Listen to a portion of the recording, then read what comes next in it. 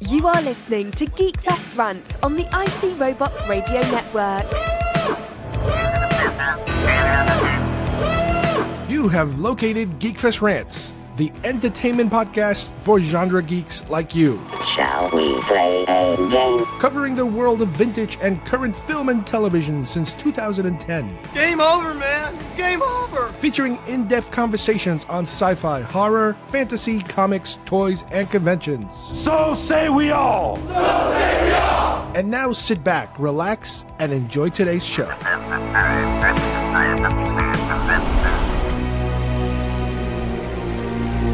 We just thought that Richard Stanley doing Island of Dr. Moreau was one of the most exciting projects we'd heard of in a while. This is going to be a huge project, and this is going to propel Richard Stanley into the superstardom that he deserves as an auteur. It was a script we were extremely confident in, that we thought would be some sort of milestone in the genre. New Line tried in different ways to contain the material. I wasn't particularly enthusiastic about the project, frankly. It was some lunatic movie that's known as one of the worst films ever made.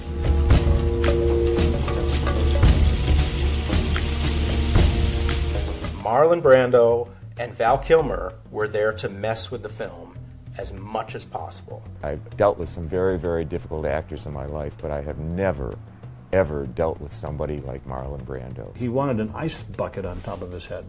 He'd covered himself in white paint. I think that's how the whole mini-me thing developed, of Marlon adopting this little guy. It doesn't matter who directs it. It's not about the vision. It's about the stars. Did you hear about? Oh my God! The Richard Stanley climbed into a tree today. It wouldn't come down. He was living and breathing Moreau, and then literally just have that murdered. I think he probably went a bit mad. I think once that rumour started that Richard Stanley was in the background, that I think that just grew into Richard Stanley then wanting to sabotage the shoot. As it went on, it descended into more and more kind of madness. I knew that this was going to be totally insane and that we were going to be hugely lucky if we just finished a film with a beginning, a middle, and an end. Knowing that the odds were stacked against me, I resorted to witchcraft.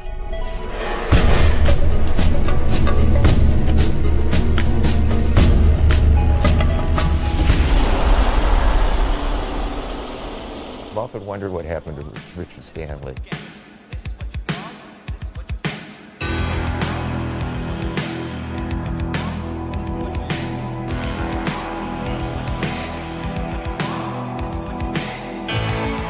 Hi everybody, and welcome once again to GeekFest Rants. My name is Carlos Perron, and today we have a super fun show for you guys. I am going to review two very weird different films. This is going to be a super spoiler heavy subject we're going to talk about. One film is the documentary Lost Soul, the doomed journey of Richard Stanley's Island of Dr. Moreau, an insane documentary about the almost making of a film and then the making of another version of that film that is just insane. The bizarre things that happened trying to get this film made and eventually how it came out. Then I'm going to review Darren Aronofsky's Mother. No pun intended. I'm not reviewing his mother. I am reviewing his film Mother that was out, I believe it was out last year. Really weird film. One of these films that kind of sticks to you and just does not let go, and it's a very uncomfortable film, but it's a very smart film. It makes you think, it makes you work. It's definitely a controversial film. And then we're going to lighten things up a little bit by reviewing the 12-inch Indiana Jones doll that came out back in the early 80s from Kenner. A complete holy grail kind of item that I got my hands on finally after all these years. And I am so excited about it because this is one of those last, toys that I've been trying to get back into my collection after losing them so many years ago. So this is a great acquisition, if you will. So let's begin with Lost Soul.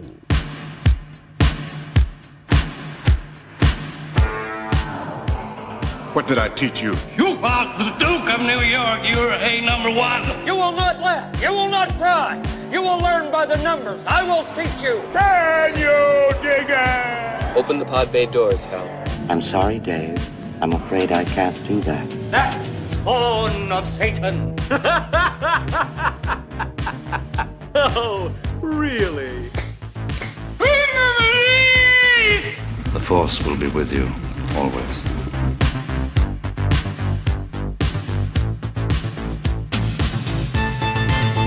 Today we're going to examine two films that are very, very different that I just recently had a chance to watch. One of them is the documentary Lost Souls, The Doomed Journey of Richard Stanley's Island of Dr. Moreau. And the other one is Darren Aronofsky's film called Mother. Again, these are very different films.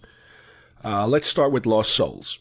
For a while now, here or there, I've been seeing some articles. Some of them are pretty old because this movie came out in 2014. About this documentary that came out about the making of the Island of Dr. Moreau. Now, the Island of Dr. Moreau had been made a number of times.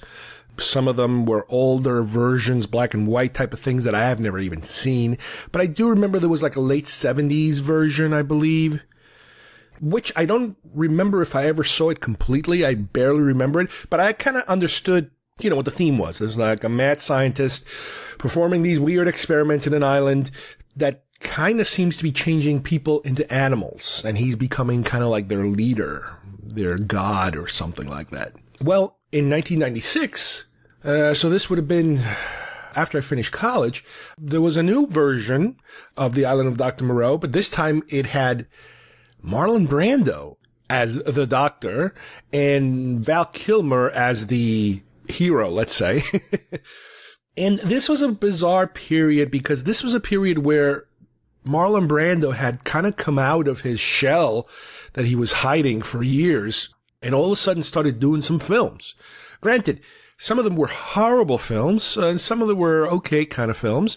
But, you know, all of a sudden he was available and people started, you know, booking him for movies. Val Kilmer, on the other hand, had come off of The Doors, so he was, you know, pretty much on fire as far as the height of his career. And I believe after that he had, I think, one of the Batman films. So he was, you know, a guy that was trying to maintain his star power. And I'm sure the idea alone of being able to be in a movie with Marlon Brando is something that everybody gravitated towards. However, before we got that film, and I've seen that film on video probably or cable, and it is a pretty bizarre, bad film, like a bad horror film. A lot of it, from what I remember initially, before seeing this documentary, had to do with Marlon Brando. It seemed as if he was just completely out of his mind in terms of how he would behave and he would act, and later you would find out the type of things that he would demand and change. And he would get because he was Marlon Brando. He was the actor's actor, and anything he wanted, he would get.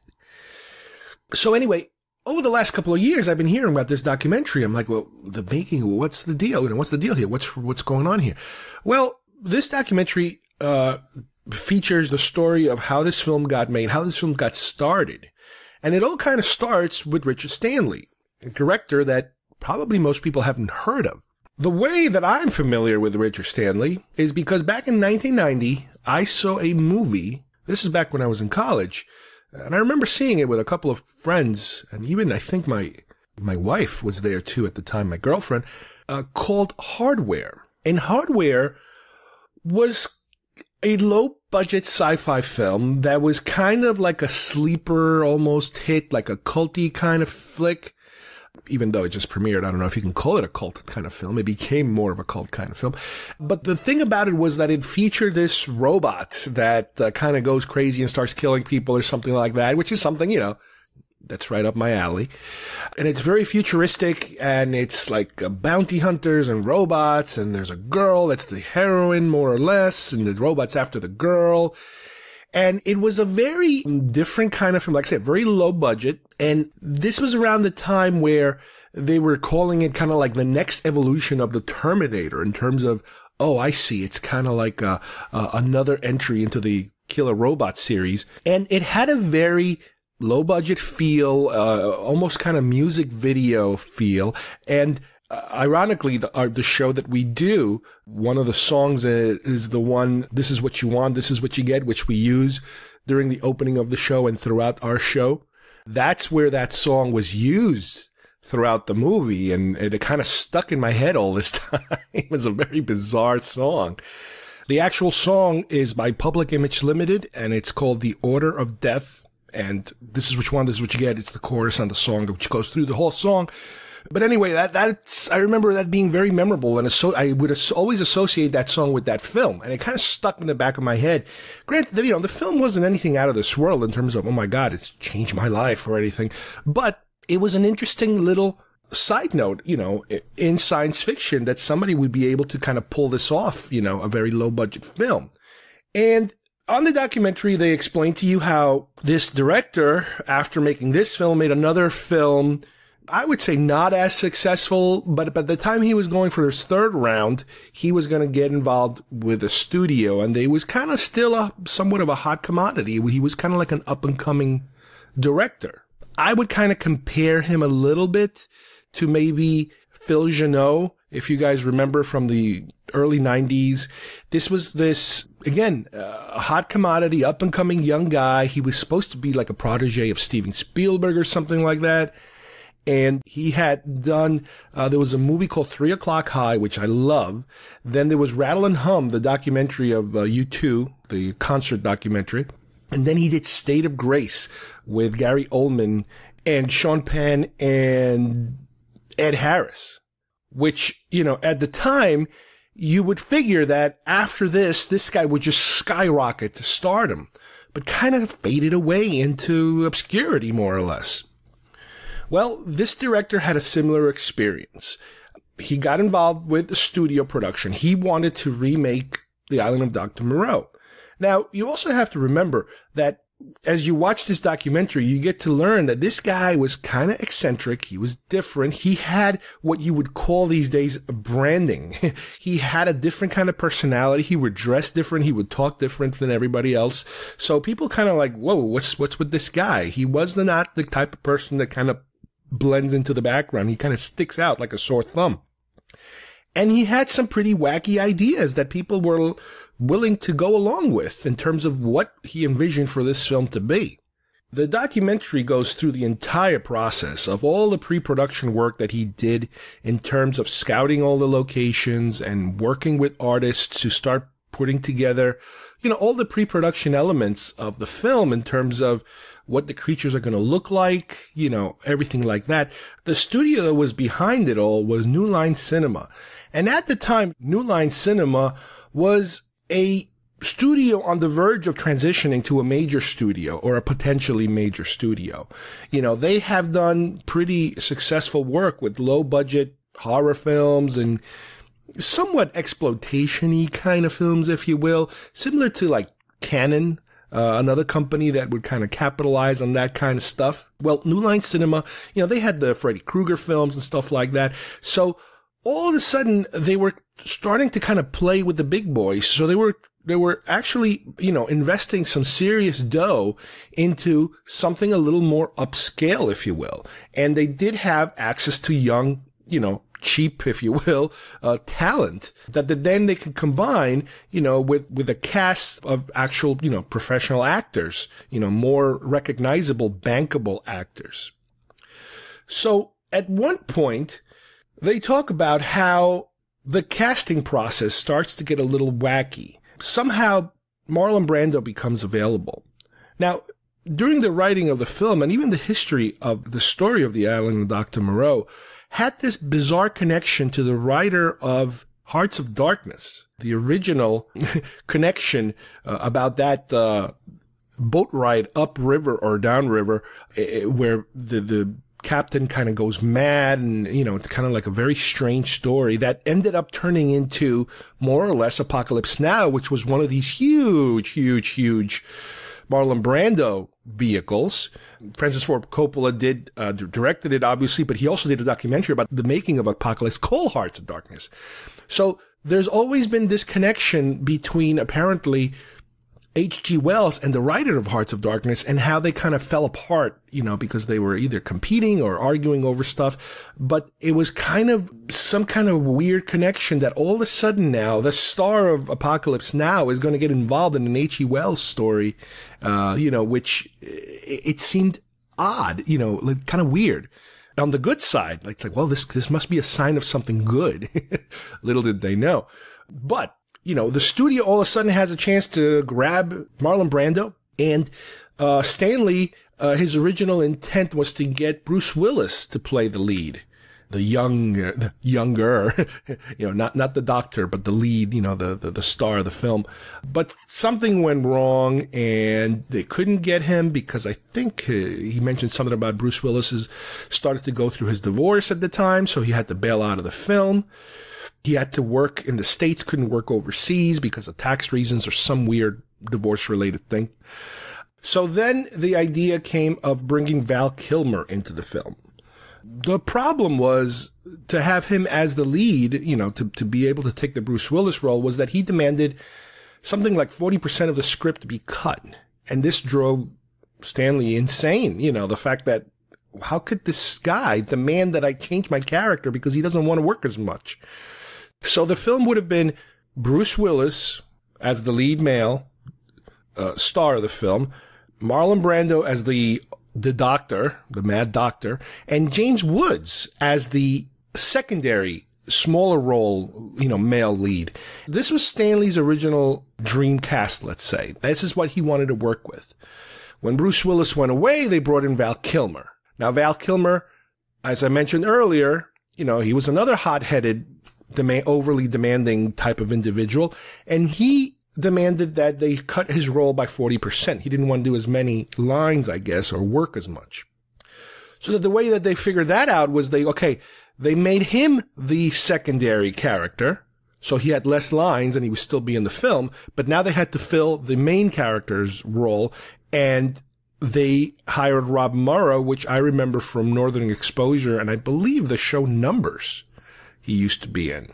This would have been his leading star vehicle, again, co-starring with Marlon Brando. Everybody wants to co-star with Marlon Brando, no matter if it's it's almost like Woody Allen. Everybody wants to be with Woody Allen, even if it's a horrible film, just so they say they work with Woody Allen. Now, the documentary also chronicles how the beginning of the production was a disaster. Marlon Brando's daughter apparently died earlier around that time, which kind of sent him spiraling emotionally all over the place. He was already a very emotionally unstable individual, and now he was way out of whack with everybody. He would miss crew calls. He didn't show up to the actual beginning of the shoot until a week after the shoot had started. There was all these quirks they had to work around him. At the same time, the studio was kind of falling out of love, I guess, with Richard Stanley. They didn't like the way he worked. They didn't like the way he behaved and that sort of thing, which you could say it's artistic, kind of like an artistic behavior, or you could, depending on whose side you're on of the story. Some people would say that he was very insular. He liked to work alone, locked in a room, and then would come out and meet with people, but then he would just kind of go back instead of kind of putting yourself out there. It was not what the traditional studios were used to in traditional crews. He would do things different. More of an independent tradition, if you will, if you want to call it that. So the problems just kept happening and happening. But like I said, the studio just did not have that much confidence in him. As a matter of fact, when they first were putting the movie together, and when he was told by the studio that Marlon Brando was going to be involved in it, he went to Marlon Brando and pitched, his version of what the story would be like, afraid that Marlon Brando was just going to kind of shoo him away because the studio, again, wasn't that hot about working with him, because they have gotten their hands on Marlon Brando. But somehow Marlon Brando kind of liked his idea of what the movie was going to be like. You got to remember, Marlon Brando was kind of out there to begin with. So it was just luck that these two kind of clicked, when the movie was being put together. So in a way, the studio kind of had to make the movie with him, even though they didn't really want to, because of the fact that Marlon Brando just out of the blue started siding with him, in terms of saying, I want this director, so they had to do whatever Marlon wanted. Well, by the time they started to shoot and it was ready to go, they got hit with this huge storm, and a lot of the sets were washed away, and they were really, really having serious problems getting started. And the friction between Stanley and the producers came to a head to the point where the producers said, all right, that's it. We're going to have to fire him. This isn't working out. And even some of the stars of the film started to complain about Stanley to the producers. Now, again, it's hard to see whose side you're going to take on this argument. In the documentary, it kind of makes it look as if it was just so many problems happening that one person had to be responsible for those problems, and that was the director. But the backstory is also that the fact that you're dealing with very unusual prima donnas for stars to begin with, especially with Kilmer. And then, later, with the antics of Marlon Brando. So they pull the plug on him and they bring in a ringer director to now direct this movie, that had already kind of started with a different director. So Stanley is completely shattered. He is told to leave the set. He is told that, as part of his agreement to leave, he's going to get some kind of severance, I imagine, but on the condition that he has to stay within 40 yards away from anywhere the production that's taken place. Because he didn't really leave the country. He kind of stayed behind. He kind of almost faked his departure so he could stay nearby. So the documentary then kind of shifts over to the production of the film, that it is more documented, because that is the final film that we end up with. And Frankenheimer is a completely different kind of director. He's like one of these last old school Hollywood directors. He had a reputation, he was a pretty well-known director, but he also had a reputation for being brought in to kind of fix films that were falling apart, to get them finished at least. So he, off the bat, also started to have all kinds of issues with the actors. And even with Marlon Brando, he started to having serious issues too. Marlon Brando pretty much takes over the picture. He's doing all kinds of weird stuff where traditionally he doesn't remember any of his lines. He shows up wearing this weird white makeup, and they all kind of have to go along with it because it was his interpretation of the character. He takes a lot of the important parts, and reassigns them to other actors. He has this little person that was brought in, which was kind of like a freak show kind of thing that was going on in the island. And he kind of became very friendly with this little actor, and he started giving him all the lines of a previous actor, or at least all the screen time. And the studio has to go along with it, and Frankenheimer has to go along with it. Then there's issues where, Kilmer doesn't feel like he should come out of his trailer, and then, Brando doesn't want to come out of his trailer, so they're having like this, Mexican standoff of who's going to come out of the trailer first, because nobody wants to come out of the trailer. Really, really nightmare scenarios that you hear about, of prima donnas, Hollywood prima donnas, on massive ego trips. And eventually the movie gets released, which, most of us know it's a pretty big flop. However, we later find out in the documentary that all of a sudden Richard Stanley, becomes, he was already kind of friends with part of the crew, at least the ones that liked him, not the ones that some of them hated him. But, as they were shooting the movie with Frankenheimer, he kind of gets friendly with some of these other crew members, and they kind of bring him to the set. They help him come to the set dressed up as an extra, wearing a mask. And he actually ends up being in some of the background shots, unbeknownst to the producers of the film, as an extra, to kind of watch things, because he was still pissed off about what had happened to him, and he wanted to be there and wanted to see what was happening. And not, from what I understand, he didn't do anything, anything bad. They were all afraid that he was going to come and, burn the set down or something. But ironically, they do mention the whole burn the set down thing. And as one of the things having to do with being an extra, there's a scene apparently where he is asked, or really close to him, they're going to blow up a building, and they asked him to pick up a torch. And it's like, unbeknownst to them, this is the guy they're afraid is going to burn down the set. They're all of a sudden giving him some, flammable materials to work with. But it's funny, but it's also pretty sad. I've seen documentaries like this before where you catalog all the craziness that happens, not only on films that are actually made and the hell that people go through to get these films made, but films that never get made, films that completely fall apart. Well, this one is really interesting because not only is it a film that was made, but it kind of catalogs what happens when a director is fired. And we've seen this type of thing happen many times. I mean, even recently, with Star Wars films, they've gotten rid of at least 3 directors already, that were slated to be directing certain films. Heck, some of them, like the Solo movie, I think they shot about half or 3/4 of the movie already when they decided to pull the plug on the directors. So I strongly recommend this movie. I have heard about this movie for such a long time, and you just have to see it to understand it.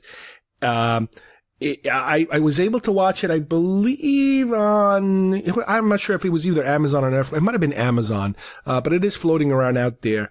And, unfortunately, this is one of these directors that really did not recover from this. And like I mentioned in the beginning, there are so many directors that all of a sudden they become, the Hollywood sweethearts that, next up and coming. And then you do get every now and then these situations where they give a film, you get the feeling that they give a film to a complete unknown, but they've done something, and I guess you have to start somewhere. They can't afford to get top level directors every time, and just like with actors, they're able to get them cheap because they're unknowns, and some of them, you imagine, have some kind of good product under their belt so that they can, see the potential of a good director. And this guy had the potential. But what are the odds? It's just so much of it is talent and so much of it is luck, and so much of it is also bad luck.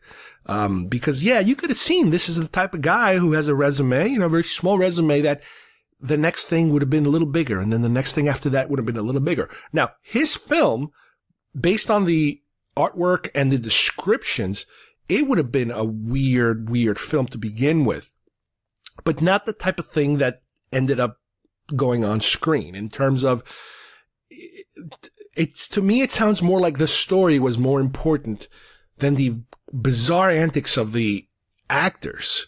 Marlon Brando, unfortunately, I have a feeling, even if he would have been able to do the film with Brando, I have a feeling Brando would have just overtaken everything, because the man was it was a hurricane. He was just a hurricane that would just blow into your set, and it was just like go all over the place, especially when he felt like, that he wasn't there.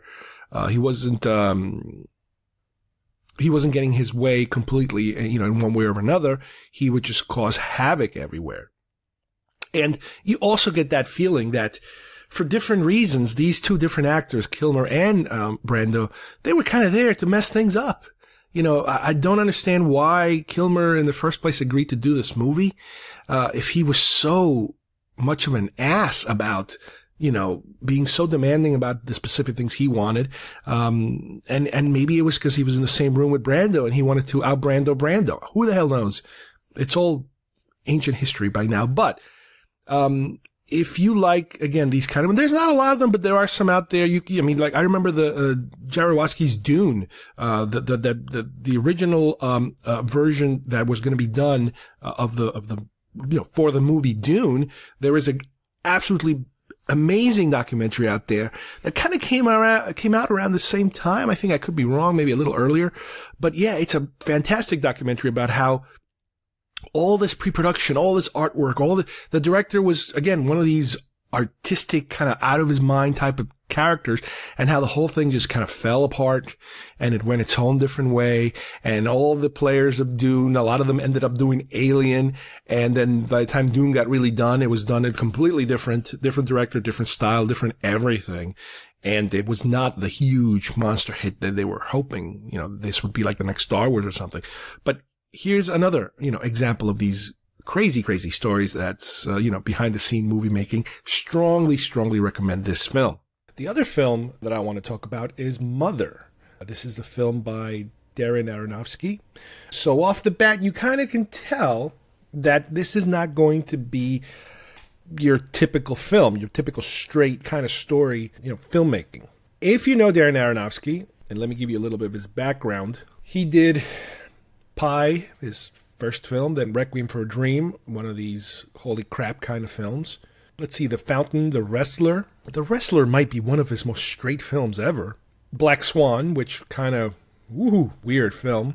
Noah, which he did the Noah's Ark fable story, depending on how you see it. And most recently, Mother. So I knew a little bit about this film before seeing it. I saw it a week or so ago, not too long ago. I think I saw it maybe around either the day of or the day after Easter. So I remember how it kind of like, wow, this kind of is very interesting watching this film around this time. What little I knew about the film was that it was a high-profile film in terms of the stars.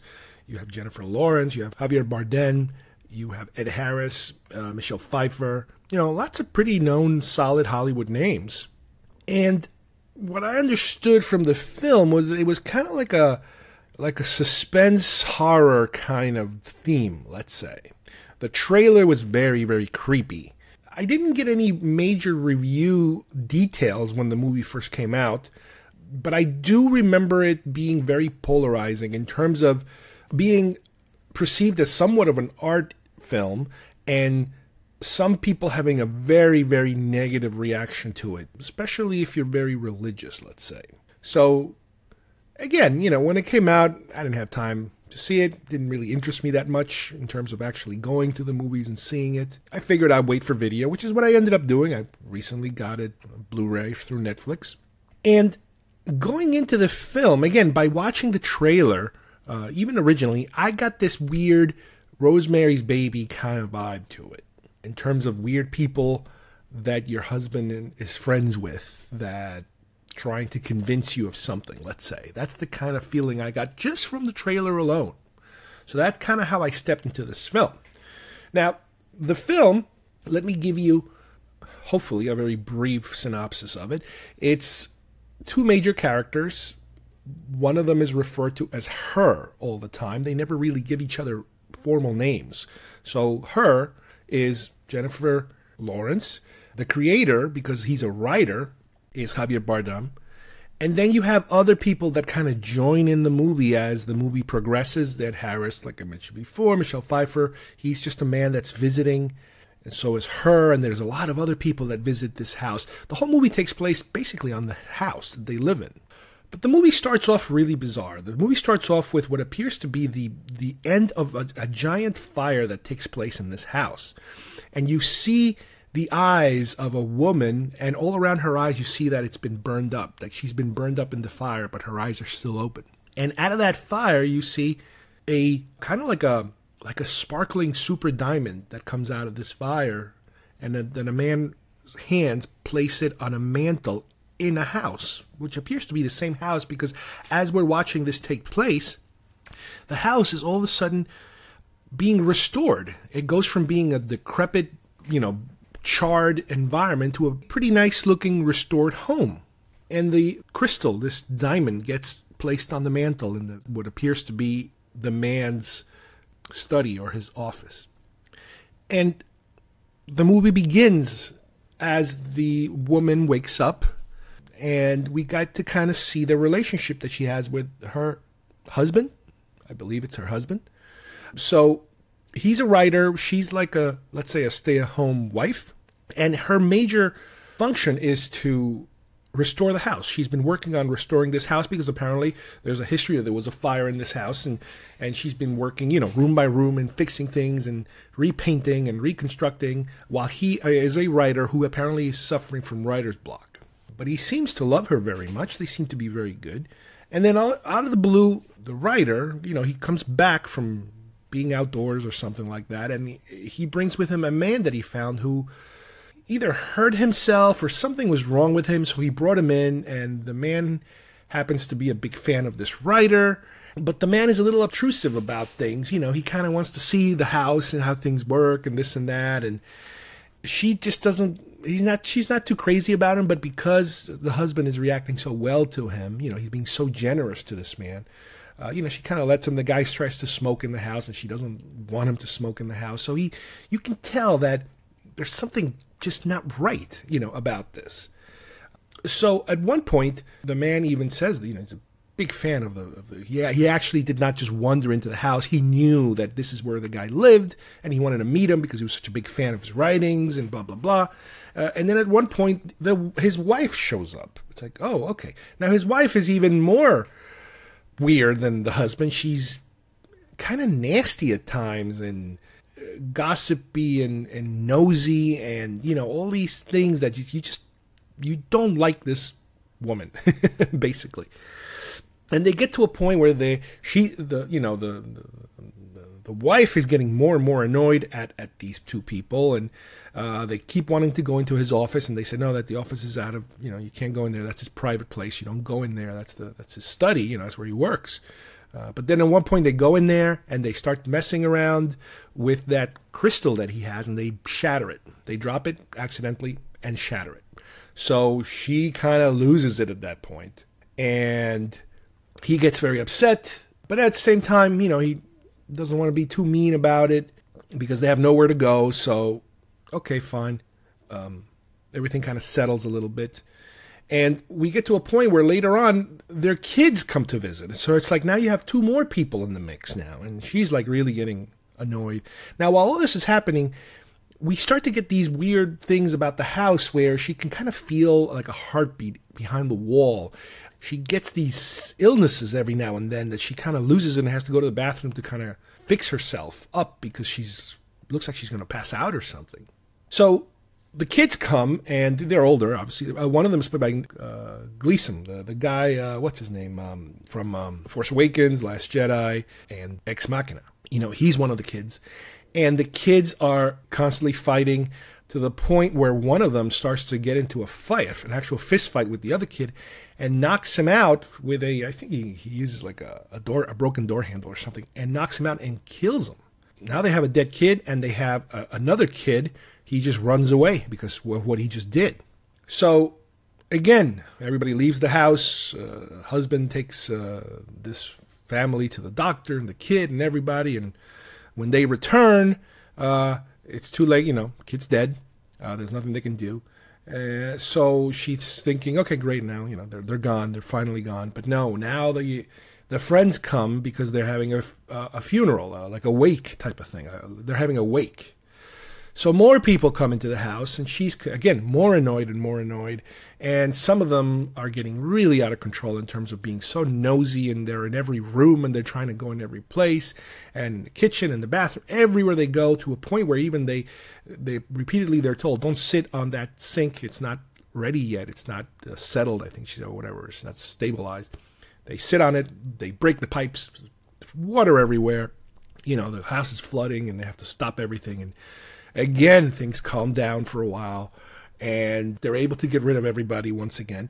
And, she's very upset at him because he keeps inviting these people in that he doesn't know. But, and his reasoning is always that, they love me, I appreciate them, they love my work, I cannot turn them away because these are, they're your fans, basically, they're here for you, for me, for the writer.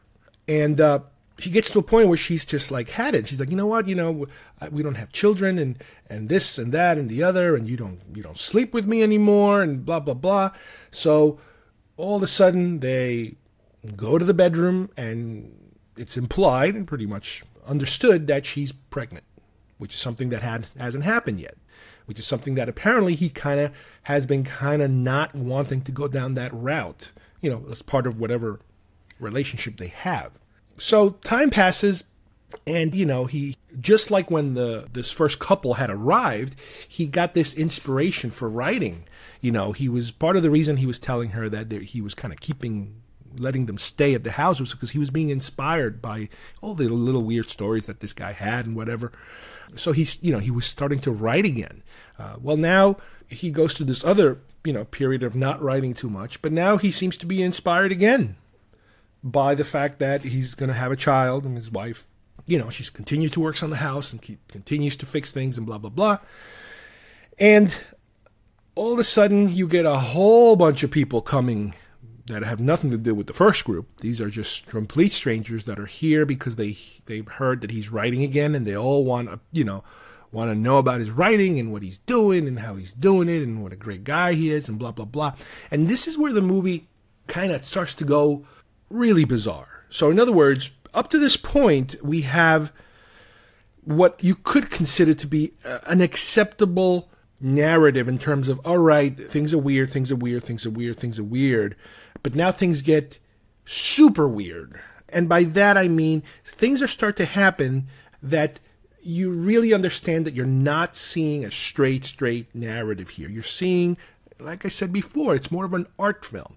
So as the house gets more crowded with people, and more people, fights break out. Certain groups are carrying pictures of him around and idolizing him in terms of, he's the best writer ever, and then other groups seem to have other points of view of how good he is, and they're fighting amongst themselves. They're fighting with the house even. They're like tearing pieces of the house apart because they want to have something that belongs to the writer, something to remind them of the writer. There's all kinds of visual imagery of riots and executions and murders and fights and police and people and all kinds of mayhem happening throughout the house. And she's really, fully ready to deliver at this point.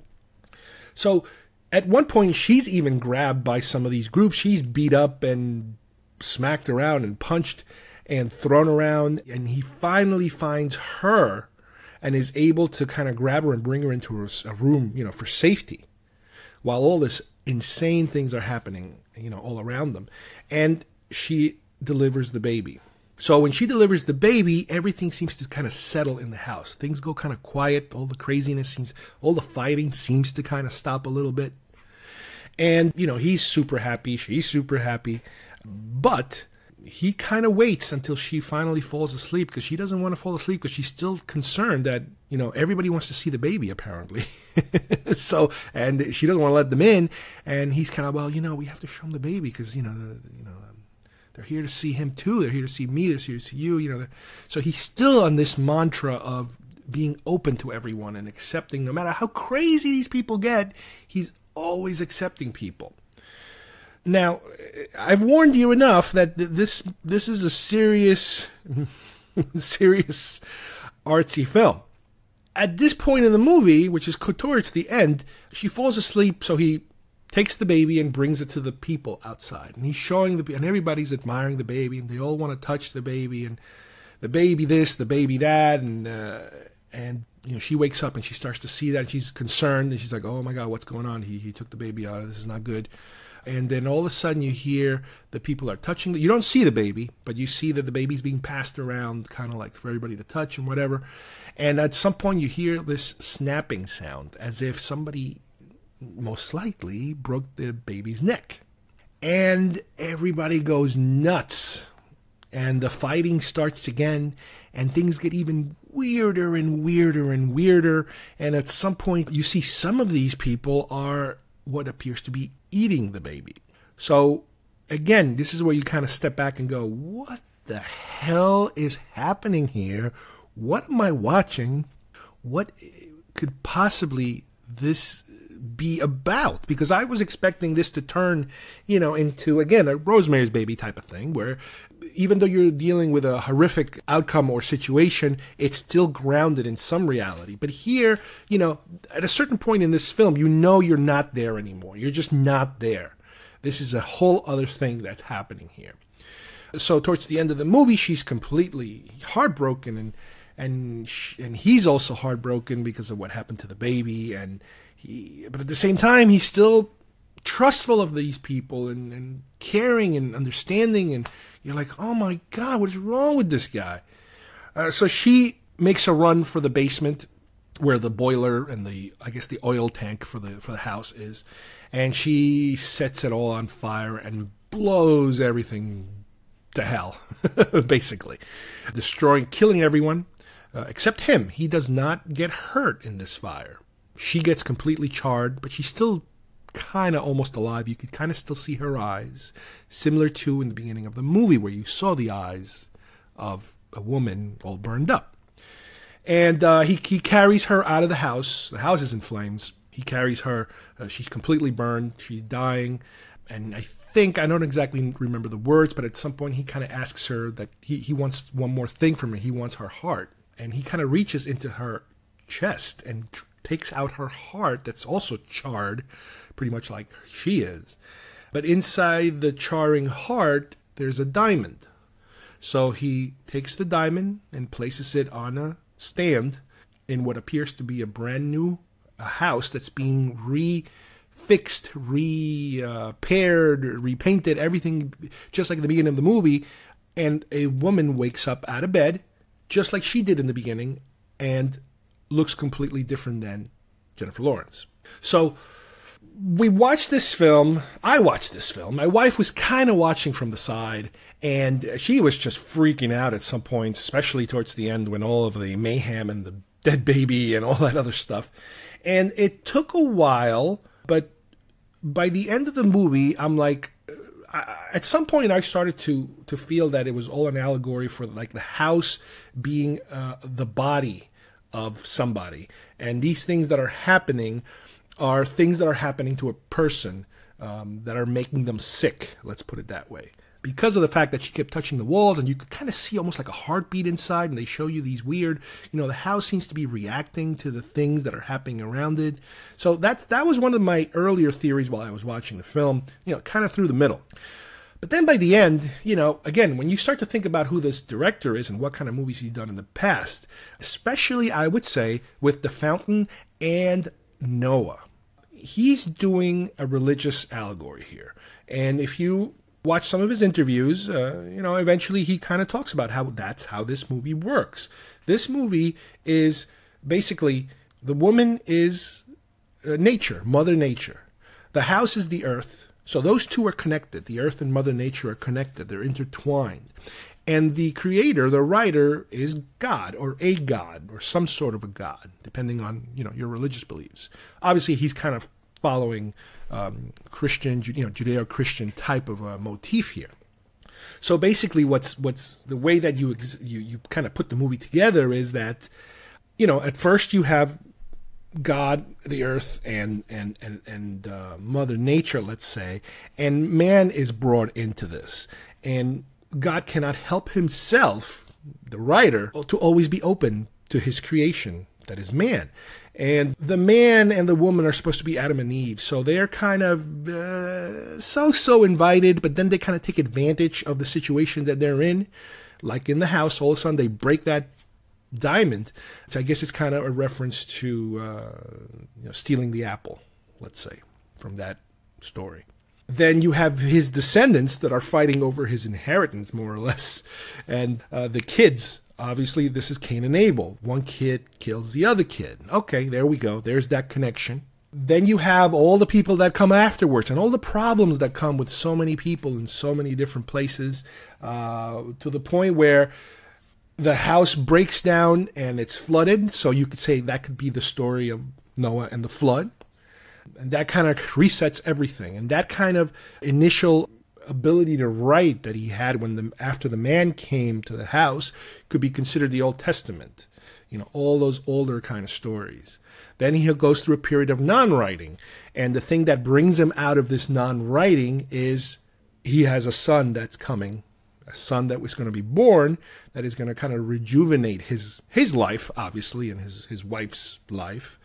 So everybody. Now, keep in mind that it's not exactly very, in time order. Some of these things, you can't just say, well, but Jesus was born before that, so how could it be the last part of the movie? It's the last part of the movie because it's very appropriate at the end, to be a devastating event. But you're kind of following this allegory. It's all an allegory. The child is born. God wants to share him with the world. The writer wants to share this child with the world. The world, again, goes completely nuts. They do the thing they always do, and that is they interpret him in 10 different ways. They do all these crazy things, fighting, wars, riots, all kinds of evil things take place by the way that they react. But what they do here is they take it a step further, and they say, okay, at this point now, we have Mother Nature, let's say, pulling the plug on the whole thing and saying, screw it, you guys screwed up, I'm killing all of you. So you could kind of say that could be somewhat of a climate change or a global warming type of thing where you destroy the Earth. You basically destroy the Earth. You've polluted it so much that the Earth is just broken and it's irreparable. However, because of the way this movie begins and the way the movie ends, it opens it up to yet another possibility of the fact that what the director is kind of saying here, it's implied, I assume, based on the movie, that this has happened before and it will happen again. I know it's a little bit of a Battlestar Galactica kind of thing, but yeah, in the beginning, Mother Nature was different looking. The Earth looked kind of the same, but the same creator was there. So it looked as if this has been done before and it probably failed exactly the same way, but he keeps repeating it because he wants to get it right. And at the end of this movie, it fails. The whole plan fails. The whole lifestyle they have fails because of man's greed, violent streaks, insanity, whatever you want to call it. And he is renewing it again. He has that power, which is a bigger power than, obviously, Earth and Mother Nature. So he's resetting that clock again, and now he's using a different Mother Nature, let's say. So could this be different planets? He tries this experiment on different planets throughout whatever would be considered to be history. Is he trying it multi-dimensional? In other words, because the house always looks the same, does that mean it's the same Earth? So if it's the same Earth could only exist in between dimensions. Who knows? Maybe. Or is it different planets, different turns? It's your turn now. We go to another planet, another solar system. We try again this whole thing, see how it works out, and then we move on to another one. So this is rightfully a very difficult film to take in and to analyze just as what you see. This has other meanings, and the director says it has other meanings, and they're there, and it's for you to make those connections. It's, again, one of these films that gives you homework. It's not simple. It's not Marvel. It's not, Pixar. It's an art film. This is an artsy kind of director. And I like the film. I honestly don't know if I could watch it a second time because it is kind of strong in terms of, I don't want to go through that again. But it is interesting to be able to pick all the little clues, all the little allegories that are, kind of attaching themselves to other religiously historical events, let's say, and the commentary that the director is making based on these events. There's a lot of stuff there. And there's a lot of stuff I still don't understand in terms of there are scenes where she goes into the bathroom and drinks this yellow liquid. And that kind of brings her back into calming and because she feels like it's almost like she's going to have a seizure or die or something. And then she it's like a medicine. So I'm still trying to figure out what is this medicine she takes every now and then that at a certain point she just stops taking because I guess she starts to feel really well. But in terms of the allegory, I wonder what this medicine is. Is it people behaving themselves in a proper manner? That's that medicine? People actually caring about what they're doing to each other and what they're doing to the earth? Possible. I don't know. I understand why, obviously, religious groups would have a complete hissy fit over this film. Yeah, it's there. So, this is more for, I'd say, for film fans. If you're a heavily religious person, just steer away from this. If it doesn't fit your dogma, just go and watch something else. There's plenty of other. Passion of the Christ is still out there. You can watch that a million times. I could only watch it once because it was just such a strong film. But yeah, this is a very interesting film, and I think the way to approach it is that you have to think of it as a horror film. Walk into it as a horror film because it does. That's what the director even says. It's a horror film. Walk into it as a horror film, and the progression of the film is a horror film. It's like a haunted house kind of film, like the Rosemary's Baby kind of film. Look at it that way and let the movie kind of seep in. And after you're done with the shock element of the movie, then start to try to see where it connects. There are other theories out there, possibly unintentional theories, that you could also make connections to. Some people say, well, it's about women. It's about the way women are treated. Okay, you can kind of make those connections, but obviously, the director's vision supersedes anything. So it is very interesting, and it's one of these movies that like I said, I'm still trying to figure out certain aspects of it, and I do recommend this film. You can collect them all. You are a toy! Batteries not included. Get those wonderful toys. Details on specially marked packages at participating stores. Is that the $6 Million Man's boss? It's Oscar Goldman. Why do you have that? That's worth a lot of money. That's much more valuable than Steve Austin. Action figures each sold separately. Hi, I'm Chucky, and I'm your friend to the end. Some assembly required. All your favorite Star Wars heroes and villains. I have 3 of each. 1 to display, 1 to open, and 1 just in case.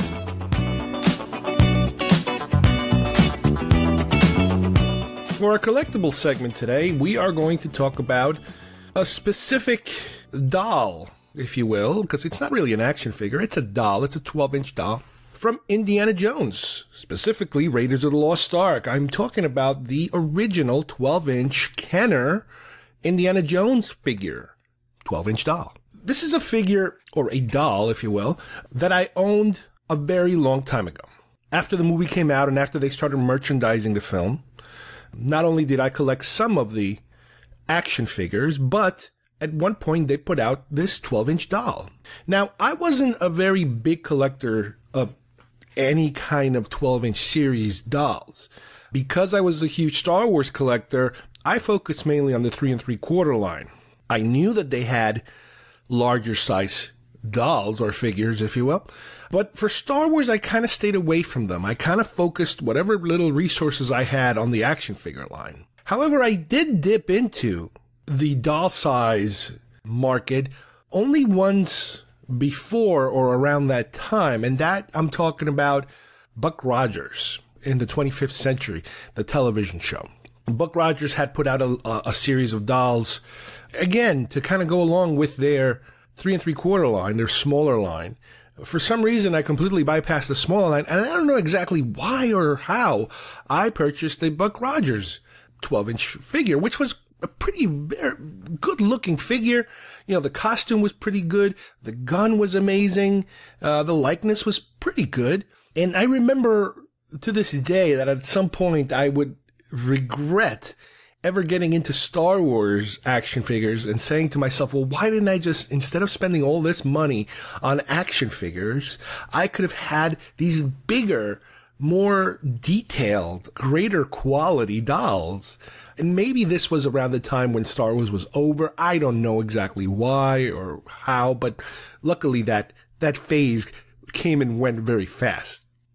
So the only other large-sized doll that I owned at the time was the Indiana Jones doll. Again, I did have a few of the action figures, but the doll, for some reason, it was just great. The doll comes in this big package, you know, with an extended flap on the side. It makes the package look twice as big.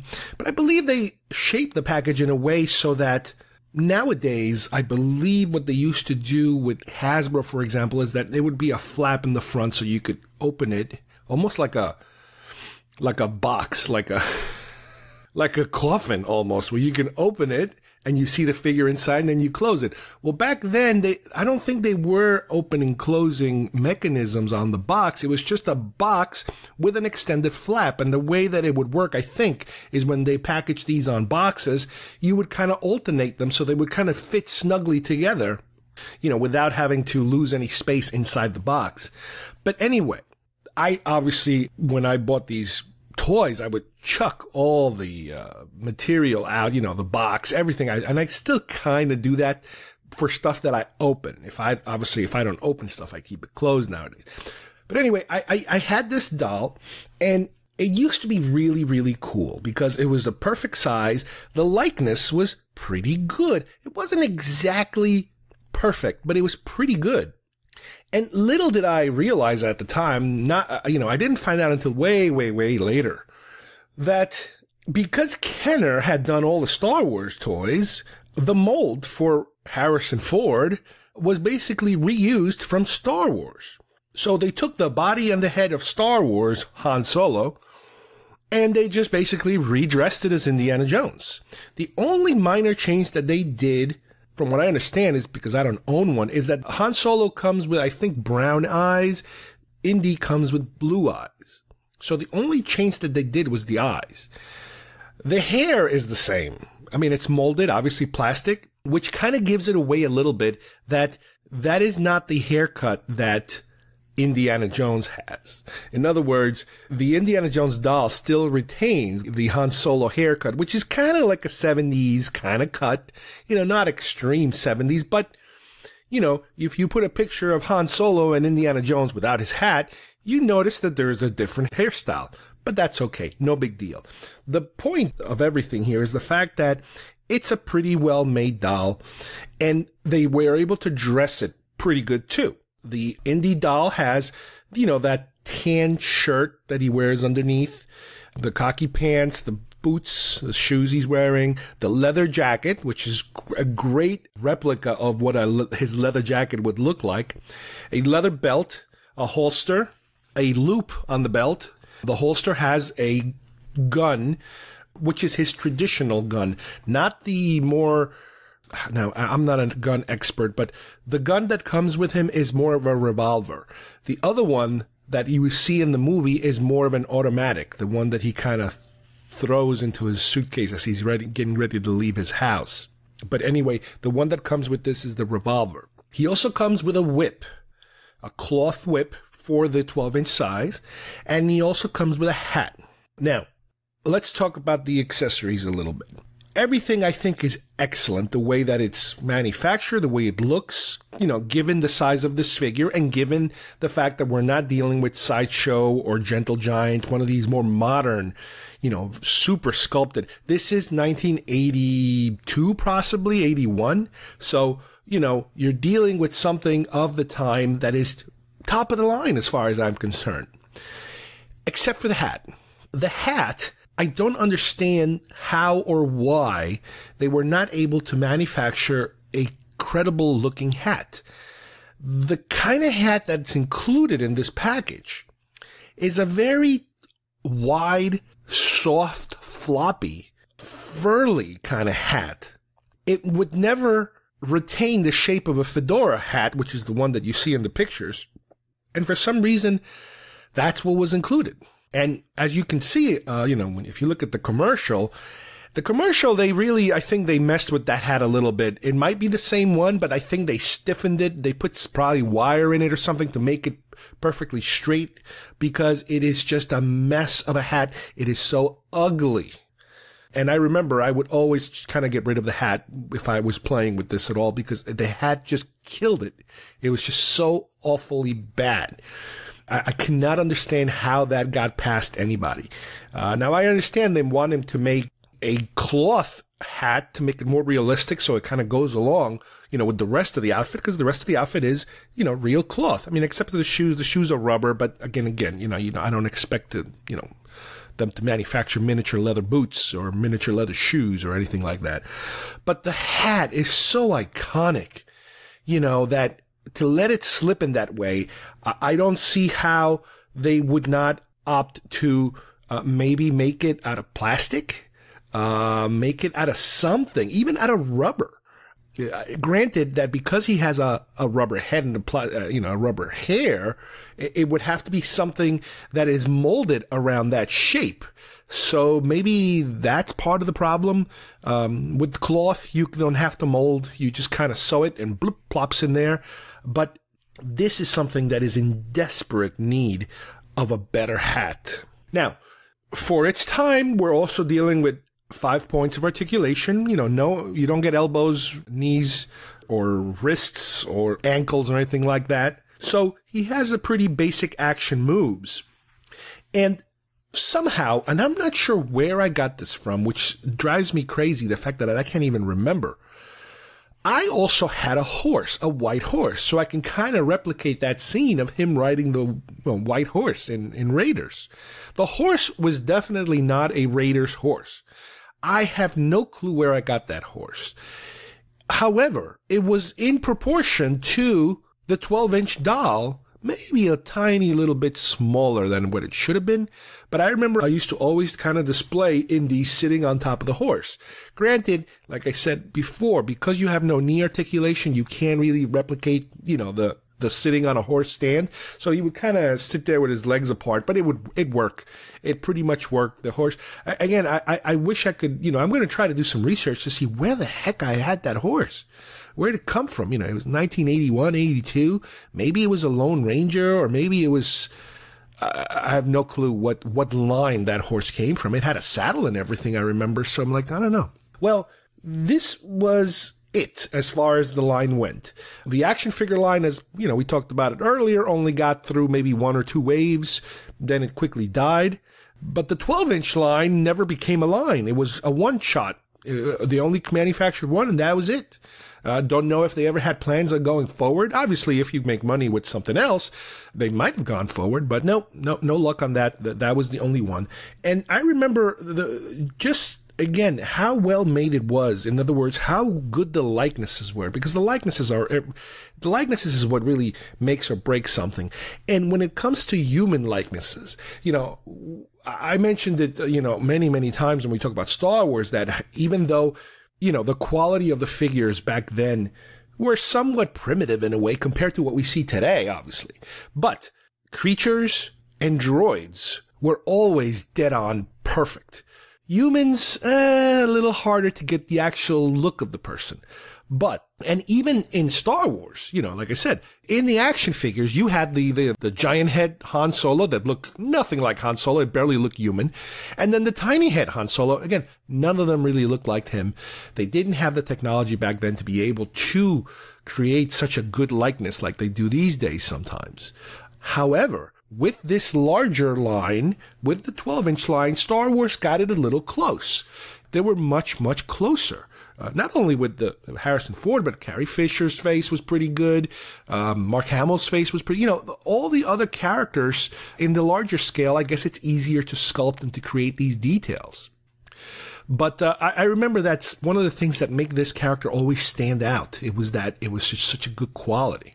So, as I usually describe in my stories of these older toys that I had, when the dark times occurred and I moved away from the apartment building and left behind that damn plastic football container full of all of my Star Wars large-sized toys and other peripherals and other things.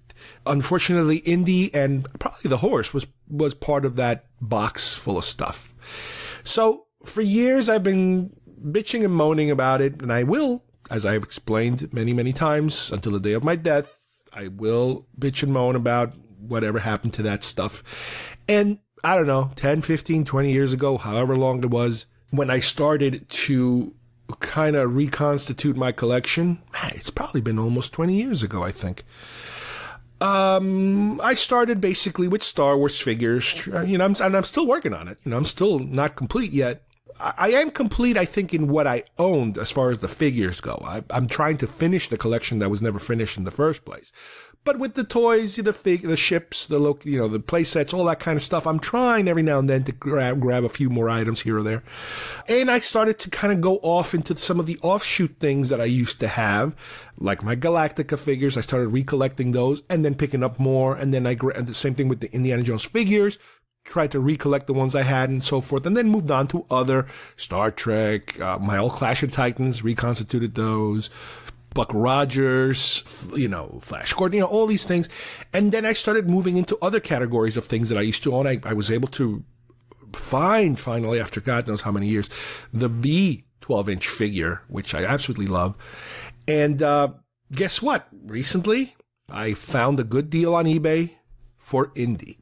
Now, Indy is a tough one to find on eBay sometimes. I mean, it's there. There's always there. But usually, you're starting off with maybe $50 if you wanted used.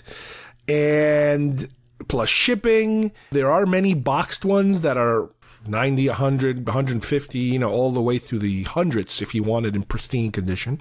But I kind of always stayed away from it. I never really focused on it. But recently, I saw one, and unfortunately, a lot of times you see these and the prices are just so inconsistent. You know, they'll want $50 and he's got no pants, or he's missing his shoes, or he's missing his jacket. All you have is pants and no shirt. You know, there's always an article of clothing missing. And forget about the accessories. The hats are missing, the gun's missing, the whip's missing, the belt's missing, you know. And sometimes you end up finding some of these accessories that cost almost more than the figure itself. Some people post these ridiculous prices for the accessories. Well, off the bat, when I decided I'm going to try to see if I can find one, I already made a commitment that I wasn't going to go crazy over the hat because I hate that hat. I absolutely despise that hat. It is just god-awful. What a bad hat that is. So I ran into one posting on eBay that had what looked to me like just about all the articles of clothing with no accessories listed as coming with it. I mean, you could kind of see there was a belt there, but I wasn't entirely sure. So I was like, you know what? For that price, which was, I think it was about $30, I think it's worth it. Let's just pull the trigger on this one and just finish it. And then little by little, you know, maybe we'll find the accessories or we can find some replicas or something that looks like it and yada, yada, yada, yada, whatever. So I placed the order and it came, and it's fantastic. It's in excellent shape. It's got a minor scuffs here or there. The clothing, the jacket, the pants, the shirt are in excellent shape. The belt is a little worn. But like I said, I understood that I wasn't going to be getting any accessories because it wasn't, you know, none were listed. So I was showing it to my son and I'm like, yeah, well, I gave him the whole spiel. Oh, this is one of the toys I had, blah, blah, blah. And unfortunately, you know, the accessories are not. So I'm holding the doll because I never really got a good look at it to really examine it. I haven't really even redressed it. You know, the shirt's tucked out. I haven't really, this weekend, hopefully, I'll be able to kind of take it apart a little bit and be able to examine it in much finer detail. So I'm showing him the doll, and I'm like, yeah, you know, unfortunately, you know, oh, look at this. They have I'm looking at it right now, and I was like, oh, the guy, whoever had it last, they turned the collar up, at least the back of it, to kind of make it, you know, like the cool-looking leather jacket, like the Fonzie-looking type of thing. Anyway, so I'm looking at it, and I'm like, yeah, see, and usually the belt, and I turn it over to the other side, and I raise the jacket to see. I'm like, oh, cool. At least the holster's there. You know, I have no accessories. And then I'm looking at the holster. I'm like, but wait a minute. There's a gun in that holster. And it's like, the gun's in it. I'm like, oh my God, this is unbelievable. This is one of the items that is super expensive sometimes, and it's included, and I didn't know about it. So I opened up the listing again, and I'm going through the listing, and I'm like, this apparently came from an estate sale. So it is possible that whoever owned this or whoever got their hands on it didn't understand. Well, first of all, they didn't know that the gun was included, so they never listed it. They probably figured, yeah, there's a doll, and they boom, throw it in the box, whatever. But most likely, they didn't realize that the gun would increase the value of the figure itself. And my bids also, I wasn't in a bidding war, I think, or at least not too high of a bidding war. I think I ended up getting, like I said, I ended up getting it for about $30 plus shipping. And I can guarantee that if the gun was listed or included in the title, this thing would have sold for maybe twice as much. Because, like I said, the accessories are the things that can drive up the price. So, by looking at this doll, the only thing that I seem to be missing here is the whip and the hat, of which, couldn't care less about the hat. The whip, I'm going to keep my eyes open on eBay to see if anybody's selling a whip from this particular line to kind of continue it. Or I'm going to go to a craft store and see if I can find the materials to kind of simulate what the whip, you know, would look like for this doll. Because I remember, and from seeing pictures, it's a very simple piece of fabric that they use for the whip, and then they tied off the end and they put a little frilly thing in the tip. And it, you know, it wasn't anything fancy. So I'm going to look around. Also, I know that more recently, maybe in the last, 10, 15 years, they released another version of the 12-inch one, possibly having to do with Crystal Skull, or maybe later Disney might have released it, a larger version. And it was a little more expensive, obviously, but it had some cool accessories that if I could find those accessories and bring them over to this doll, it would be great. A whip would be nice. This way I don't have to manufacture one myself. The hat that the more modern hats are way, way, way better than this piece of junk that was included with this. And the other thing that this does not have is his little bag, the little satchel bag that he carries, you know, that you see the leather strap around his shoulder inside his jacket. That is something that I'm also going to look out for to see if I could find it, because it would make a great addition to this figure to have him, you know, be able to have that bag also there. So this is, as far as I'm concerned, one of my lost Holy Grail, ironically enough for Indiana Jones, kind of items that I lost and I just found, and I'm kind of restoring it back to what it used to be. So that's another one I can check off my list of things. I mean, I owned a lot of other stuff. A lot of it I couldn't care less about it, but this one was one of those ones that was kind of bothering me, of like, damn it, that was a good looking one. And I think as far as 12-inch figures, that is it. My V doll I used to have, and now I got it back. And then my Indiana Jones doll, I had it and I have it back. And it's just amazing, you know, how nice it is and how it looks. And it's part of that whole thing of rebuilding your childhood one step at a time. All right, I hope you guys enjoyed today's show. We went all the way from a documentary called Lost Soul, the doomed journey of Richard Stanley's Island of Dr. Moreau. That's a pretty long title there, which was a great doc. I love these kind of weird documentaries of, you know, the behind-the-scenes craziness that it actually takes to have a movie made. There's a few of documentaries like that out there. Hope you guys can find some of these and other ones. Then we went to a completely weird kind of an artsy film called Mother by Darren Aronofsky. Again, this film requires some heavy lifting in terms of you have to think, you have to kind of piece it all together. At first, it's like a car accident, how everything is so crazy, and then it slowly starts to seep in as to what the artist is trying to present to you as the audience. And I found it enjoyable, difficult to watch, but enjoyable, especially afterwards, trying to make sense of it. And then we jumped over to our toy segment with my purchasing of an Indiana Jones 12-inch doll back from 1981 or 82, you know, from Kenner. This was one of the last missing toys that I've had that I finally got my hands on it back. You know, so happy that I have it, and in the particular condition, and in the bonus little thing that it included, you know, that I never realized was there to begin with until I finally got it into my hands and started actually examining what it is that I bought. So, on behalf of everybody here, thanks for listening, and we'll see you soon here at GeekFest Rants. Bye-bye, everybody. I've had enough of this jungle. It's Indiana Jones, a large-size action figure. That boulder's coming in fast. He's new from Kenner's Raiders of the Lost Ark collection. Stay low, Indiana. They're right behind you. Use your whip. Whoa, I'm slipping. Oh! A snake pit. Get me out of here. Now. Indiana Jones, a large-size action figure from Raiders of the Lost Ark collection, new from Kenner.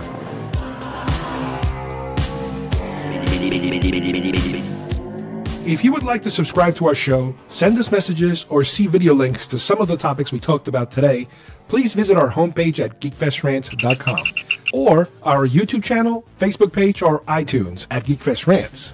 I don't know what we're yelling about! GeekFest Rants is produced by Carlos Perón, copyright 2018.